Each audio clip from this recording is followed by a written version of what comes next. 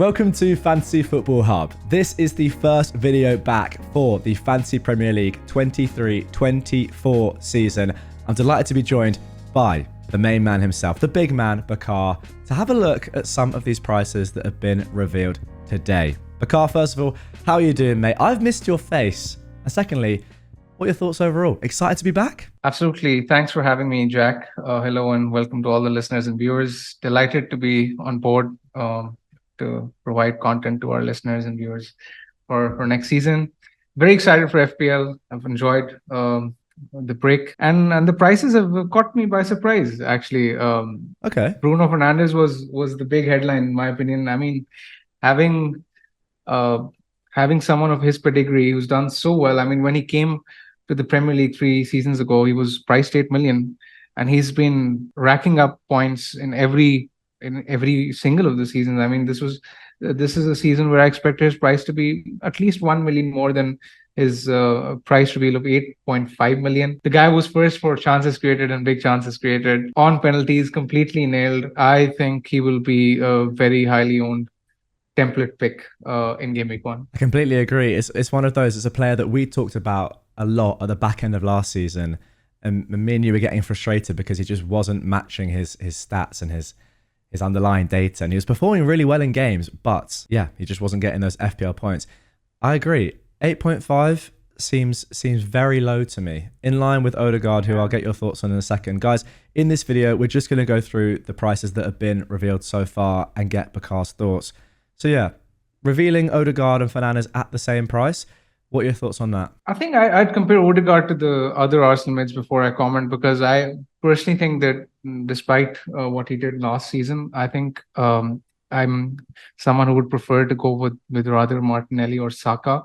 Okay. Odegaard did outperform his XG by quite a distance. In fact, he was one of the biggest overperformers, outperforming his XG by around 6 goals. Having said that, I still think he's a good option, but when you compare him to the likes of Bruno, who's also going to be on penalties, and when you compare him to someone like even Son at 9 million, a goal-scoring midfielder likely to play an advanced role under a very attacking manager that Spurs have now, it's tricky because the plethora of midfield options that we'll have at our disposal will be very difficult to pick from, especially, and we haven't even discussed the City mids yet. I mean, they're yet to come into the equation, and with their fixtures, someone like a Foden could be a very legit option, especially considering that De Bruyne is expected to miss some of the opening games. Yeah, it's a tough one because obviously we only know, at the time of recording, 28 players' prices. But I feel like some of these prices, for example, Odegaard's, allow us to have some sort of inclination into what someone like Saka maybe. Don't want to spend too long on that, but you can kind of gauge that Saka's obviously going to be more than Odegaard. Well, probably going to be more than Odegaard, and therefore more than Bruno, which is interesting, right? Yeah, I think Saka, Martinelli, I would expect to be 8.5 or 9. Saka, I would think would be 9 or 9.5. 9.5 probably. Yeah, it's going to be tough.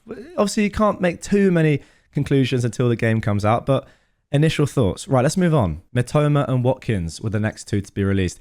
I think both of these are really interesting prices. Watkins, that first kind of, well, the only, I guess, second kind of level of forward that we have at the moment. And Mitoma at 6.5, obviously came in last year at 5, which was obviously way too low when we saw how good he was. But 6.5 to me still seems quite low. I think 6.5 is a very generous price. I was expecting 7 million, yeah, maybe even 7.5, 7 million realistically. But when you look at Brighton's fixtures to begin with, I mean, their opening 4 fixtures are as good as they get. I mean, they're playing Luton, Wolves, West Ham in the first 3 fixtures. That's very, very good. I think Mitoma will be a very popular buy in game week 1. But again, this will be relative to March. Someone like March's pricing, we don't know at what price March will come in at. Let's say, I think if Mitoma 6.5, we can guess that he'll probably be 6 million.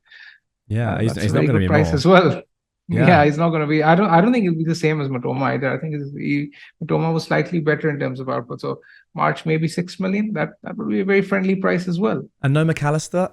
How do you think that affects the Brighton team in general? I mean, these assets that you're speaking about, and also a little word on who you think might be on penalties. Obviously, we'll know this information probably come the start. I think Gross. I think Pascal Gross will be on penalties. Yeah.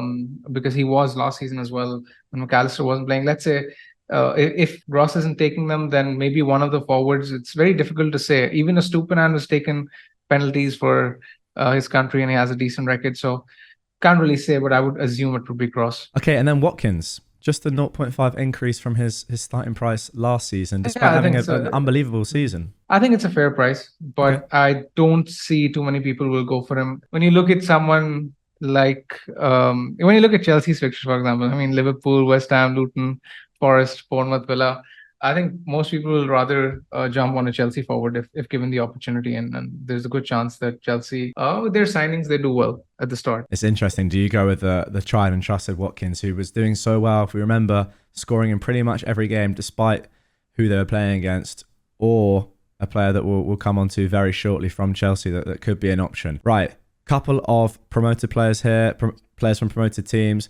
Initial thoughts, not just on these players at 5.5 million, these strikers, but do you think we're going to need a player in this price bracket for the season, given the nature and the price of the players that we're going to come on to? I don't think we will, because the pricing seems generous, to be honest. And this has been the case for a couple of seasons as well. It was the same last season where it was very sort of easy to build a team from just the top 6 clubs. And I can see that being the case again. I don't think we'll have to go out of our way to get 4 million players in. I mean, gone are the days where you're forced to get, let's say, the cheap budget forwards or the cheap budget midfielders from these promoted sides just because you have to force the premiums into your squad. Having said that, I think the one name that appealed to me was Bell from Luton, who's a 4 million starting defender, actually. And I was very surprised by it because FPL have been very, very sort of picky in terms of their starting defender prices. They all seem to come in at 4.5 million. And to see that FPL maybe gone away from that and price someone at 4 million, even though they expect him to be a starter, is definitely very surprising. I assume that's the case because they don't expect Luton to do well, and Luton aren't all that great. But still, it still is a bit of a surprise. I personally don't understand that at all. I mean, the whole point, a lot of preseason, a lot of the time, after everyone kind of knows their general first 11, is trying to work out who the best 4 million defender is, because it's essential a lot of the time to get a player in at that price, your 15th man. So to have it kind of handed to us already, first of all, it makes me think that there might be some 4.5 million defenders, like the likes of Ben White last season, from good teams, which I also don't really like. And secondly, there's no fun in that. You're just giving us the fodder. What do you think? I don't really like that personally. I also think it potentially means that we get some more 4 million starting defenders from maybe from the promoted teams. I think that would happen. Yeah, which I'll be honest, I still don't really like. But, I don't do the pricing. Now, a player that I am excited about, Nkunku at 7.5. You mentioned earlier Chelsea have good fixtures. Comparing him to someone like Watkins, obviously a lot is dependent with the Chelsea team on who exactly we think will be playing in the games. Watkins pretty much nailed. Nkunku right now, who knows? What do you think about that for a price, though? I think the pricing is very generous. I like the price at 7.5. I would have loved it if he was a mid. I mean, if he was, he'd be nailed. He'd be nailed in my team with those fixtures, because those fixtures are so good. In fact, in a recent interview, he said that his best position is playing behind the striker. So annoyingly, he might be playing as a support striker rather than the central number 9. But even as a support striker, you see his record in the Bundesliga. He's done really, really well. There's still potential, especially with those fixtures. I think there's good potential. And I think a lot will depend on how Chelsea look in preseason, whether the look is sharp, how the new signings integrate. But I think if he does well, I can see him being a real bandwagon before game week 1. Do you think even with that Liverpool fixture, people will say, look at the fixtures after that, it's really strong? Yeah, I mean, and it isn't as if Liverpool were a watertight defense away from home last season. I mean, Chelsea are playing at home, so it's not a terrible fixture, I would say. A word on Kluivert from Bournemouth. 5 million seems like a good price. I mean, back in the day, we've had the likes of Atsu and other players like that at 5 million who, kind of, I guess, like Kluivert last season, don't have the biggest output, but they're good players in semi-decent teams. What do you think? I mean, I've automatically sort of excluded Bournemouth from the back of my mind when I look at their fixtures from game week 2. They read Liverpool, Spurs, Brentford away, Chelsea, Brighton, Arsenal. That's as rough a run as you're going to get. Not the best. Yeah. Fair enough. As rough a run as you're going to get. Yeah. So pass. Maybe one for later in the season. Who knows? A couple of price drops could be great value. Okay, then. Now, I feel like these two, especially the Brentford man, are really interesting. And Burmo, I reckon you've got a lot of thoughts on Burmo. Comes in at 6.5 million, importantly as a midfielder. Exactly. And he started 14 games centrally as a striker last season, which is why I did think this reclassification could happen. It has happened. And he was on penalties last season in the absence of Ivan Toney. The good thing is that when you look at his numbers in the last 3 or 4 games of last season, when he was playing centrally without Toney, he was playing actually on the right. Actually, apologies, he was playing on the right without Toney. Wissa was playing as a striker. So in that system, his stats were very, very good, and his FPL returns were very impressive as well. So I can see him doing well. But the main thing for me to consider will be, I'll have to see Brentford in preseason. I'll have to see if they sign a new forward who could potentially take penalties off Bumo. That's a factor I have to consider. But I think 6.5 million is a very, very tempting price. But again, you sort of have to factor in the likes of Mitoma and March into this discussion. So it's not as clear cut as we think it is, because they're, on the face of it, there are plenty of midfielders who are appealing. I mean, the Brighton mids, Mbumo, the Man City mid, whoever looks good in preseason. One Arsenal mid will be popular. We've already spoken about Bruno. There's Son, who we're going to talk about. So already we can see a lot of midfielders appealing to us. One man that you didn't mention there is Eberechi Eze, who comes in at the same price. Any thoughts on him? I think he's been given a fair price for his output, and the fact that he was on penalties as well at the end of last season. Crystal Palace's fixtures are mixed, but I think other midfielders have more potential than someone like an Eze to begin with. Yeah, seems fair enough. I guess a lot depends on Zaha as well. We're not entirely sure what's going on there. But yeah, I mean, the names you've rattled off there were, FPL stalwarts last season. Eze, despite getting over 150 points already got, wasn't really on a lot of our radars for the majority of the season. Okay, now on to goalkeepers. Your thoughts not only on these two in particular, Leno and Pickford, but the fact that they've come in at 4.5 and what that may mean for the rest of the keepers. I mean, Jose Sa is 5 million. So, I mean, I expected him to be 4.5 because, I mean, I don't really consider Wolves to be a great defense either. I guess Sa makes saves, but again, that pricing is a bit questionable.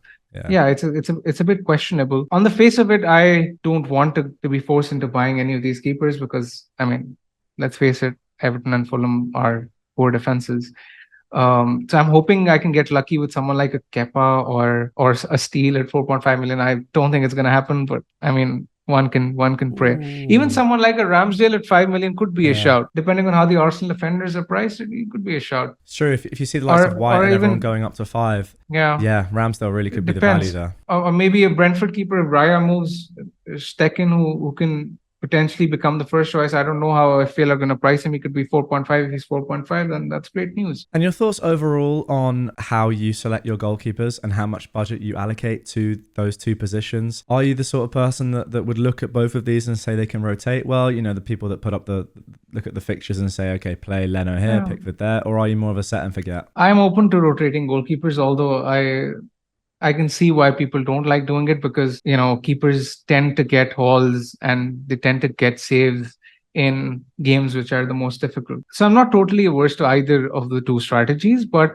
again, it depends on how much money we have in preseason, depending on the game launch and the drafts. Let's say if I have extra 0.5 million to spend, I won't mind rotating to 4.5 goalkeepers, because going with Pickford or Leno as the standalone keeper just seems to be a bit of a risk. Yeah, 100%. Guys, worth mentioning at this point that this is just an initial look at the prices. If you want a lot more analysis from the likes of Bakar himself, then the link to the website, Fantasy Football Hub, is down below. So much exciting stuff coming up on the website over the next few weeks. It's very interesting. I was a part of a meeting which, I'm not going to lie, blew me away. So won't reveal too much, but some of the tools available this season are going to blow your minds. That is for sure. Let's continue now. Couple of interesting picks. Trippier 6.5. Is that too expensive? Is that the right price? I think that's the right price, given how well he's played last season, given how ludicrous his numbers were in terms of attacking output.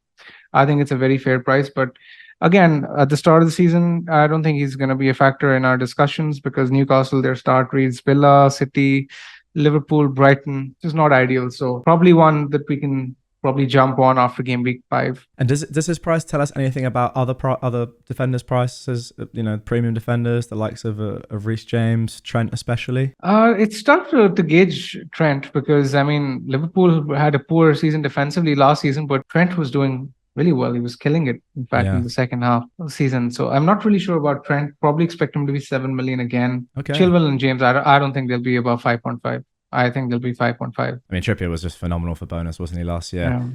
Yeah. Paquetá, 6 million. Seemed to, at the end of last season, to be kind of, you know, coming into his own, contributing a little bit more, still not doing crazy numbers, but thoughts? Yeah, I mean, he was playing sort of behind the striker, and he did all right at the end of the season. He was getting into those pockets and behind the striker, and he did produce a few FPL returns in terms of assists. But again, the fixtures after game week 1 don't really make for pretty reading. So West Ham are not really on the radar for me right now. Right then, now moving on to 3 big names. We've talked about Salah already. I think he's a little bit overpriced personally. Son, 9 million, a huge decrease, the biggest decrease we've seen so far in price. I think that's a 3 million drop from his 12 million starting price. Obviously, he had to come down, but did he have to come down by that much? Especially given that we've heard he was playing for a lot of the season with an injury now. What do you think? I think that his pricing is very interesting and it's fair because it makes you think. It makes you think that, you know, Spurs are still a bit of an unknown commodity in Spawn, and Son had a horrid season last season, right? So a lot of people will be reluctant to jump on him straight away because of the reasons that I mentioned. But he's playing under an attacking manager, and the fixtures after game week 2 are really, really good. And we know that historically he has been an explosive pick. So it's tough to say, but I think at 9 million, a lot of people will punt on him, especially if Kane leaves. I mean, he'll be a goldmine. If Kane leaves, Son on penalties, that would be crazy. Yeah, I was going to ask, do you think it'd be better for him as an FPL asset if Kane were to leave, given that he'd have penalties? I think so. I think so. Yeah. I guess with Maddison now in the team, that creative onus is, even if Kane does stay, is still taken a little bit off of Kane, as you say, with Postecoglou being an attacking manager. We should see at least some improvement from Son. I don't know. It's one of those that we're not entirely sure. As I was going to say, I'm happy they've not completely slashed his price as they did with Rashford last season to something that became a little bit silly.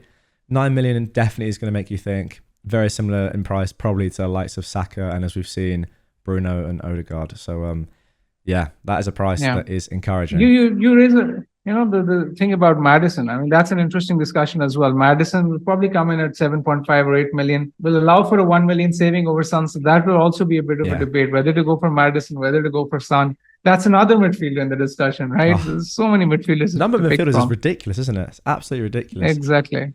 Now, speaking of the most expensive midfielder in the game, Salah comes in at 12.5 million. I think it's a fair price, but given the fact that when you look at Liverpool's fixtures and when you look at City's fixtures, we're likely to captain Haaland in at least 5 of the 6 games. I mean, when you look at Manchester City, Burnley is the first fixture, Sheffield United in game week 3, Fulham in 4, West Ham in 5, Nottingham Forest in 6. You'll obviously captain Haaland in these fixtures. And even game week 2 against Newcastle at home, it's not that tough. You'd still expect City to score 2 or 3 in those fixtures. So I can see a lot of managers going without Salah. And this will be a proper debate whether or not to own Salah in game week 1. And I think at the moment I'm leaning against owning him because I think if you're not captaining him in so many of the game weeks, and that extra money that you can spend elsewhere in increasing the value of your squad and increasing the depth of your squad. For example, I don't think if you go with someone like Salah and Haaland, it would be possible to jump on,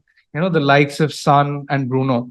Whereas if you go for Haaland, you can jump on, let's say, an Arsenal midfielder or maybe someone like a Bruno as well. So again, it's all about opportunity cost. And at the moment, I think the opportunity cost of owning Salah is a bit too much. As you've mentioned, so many midfielders. I feel like a lot of us are going to be drawn to a 3-5-2 formation off the bat. But yeah, is there space for a £12.5 million asset that you're not going to captain, taking up one of those valuable midfield slots when you have the wild card as insurance if he just, goes crazy or something happens to a £14 million player? The first £14 million player, well, that we've seen in a very long time. Thoughts on that? Thoughts on the pricing? A lot of people wanted 14 million. What do you think? I mean, honestly, I haven't given it any thought because even if he was 14.5, even if he was 14.5 million, I would have picked him. Let's be fair. I mean, we're all going to start with an 86 million budget with 14 players to pick from. No one is going to ignore Haaland because, I mean, it's all cool to talk about, Haaland is too expensive. I won't own him in game week 1. 1 hour before the deadline, you'll see City's fixtures. First fixture, home to Burnley. Haaland in every single draft on FPL Twitter. And you'll basically be scared to death of not owning him, and you'll eventually you'll succumb to the fears and you'll buy him. So I would honestly say that you should save yourself the pain of planning without him, because I think it's inevitable that most people will get him in their squads. Yeah, I completely agree. This isn't a strategy video, but a big tactic is making sure at the start of the season you don't fall behind the masses. And if you don't have someone like Haaland, I mean, that is recipe for disaster, right? Yeah, for sure. For sure. Okay, my friend, that is going to do it for now. As it stands, those are the key 20 players whose prices have been revealed to us. We're getting drips and drabs through. FPL are starting with the promoted teams that aren't the most relevant right now, especially with the lack of information. And obviously, pre-season will determine a lot of our choices. But over the next few days and next few weeks leading up to the season, you can expect a lot more content on this channel with the likes of Bakar and esteemed FPL guests, and also some new faces running us through their initial thoughts on some of these player prices and general strategy and team selections. Bakar, thank you very much. Really enjoyed that.